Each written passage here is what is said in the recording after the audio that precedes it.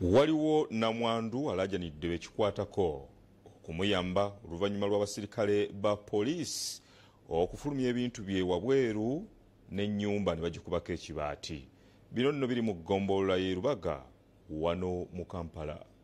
Namwandu Susan Kizito w'emyaka 86 omutuuze ku Sapporo Road mu Lubaga yakiguddeko abasirikale okuva ku poliisi ya Old Kampala bwe bawerekedde abavubuka ne bamusuulira ebintu ebweru.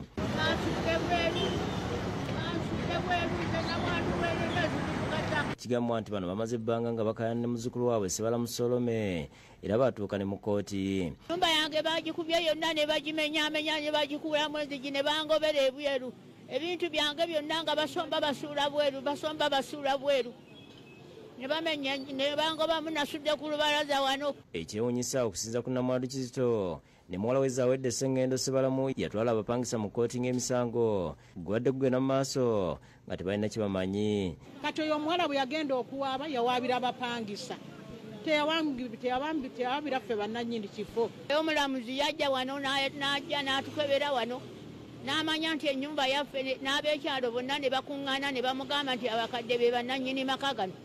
Omulamuzi bwe yagenda yasalira oli n'agamba mbu oli omusango yagusinze. Kigambwa nti Solome ne nnyina baasooka ne batundako ekitundu ku ttaka bwe babagambako ne bategeeza ng'abaana bwe badde tebalina ssente zibalabirira era ne beetondera Namwandu Kizito. Oyo omusajja n'atwagala oyo Sebalamu owulidde nga mukwano gwaffe naye bwe yafa oyo muwala we ne maama we ne bajja ne batunda wano ne basooka ne batundako eri emmanga abantu ne bazimbawo kalina nga ffe tetumanyi. Kati kibennyamizza ate okulaba nga baleese ebibaati ne basuulira ebintu ebweru n'ennyumba ne bagiwangulamu enzigi amadirisa n'okugikoonakoona. Naye ate n'akomawo atunde wano awali amaka ga taata waffe. Bategeeza nti Solome muwala wa Wilson Sebalamu yabayambanga okusolooza ssente nga Anes Mukasa bawannakitto afudde.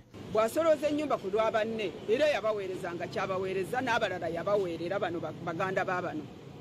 Kati bw'afa ate abaana ne baagala okutunda bakiyita kyabwe. Bagambye nti balina lisiti za busuulu n'ebiwandiiko ebirala ebikakasa nti waabwe era nga basaba kuyambibwa. Busuulu tumulina, tulina ekyapa ky'ettaka ku Mmengo, ekibanja Mmengo ekipapula tukirina, busuulu naye tumulina eri ku City Council mabaluwa tugalina.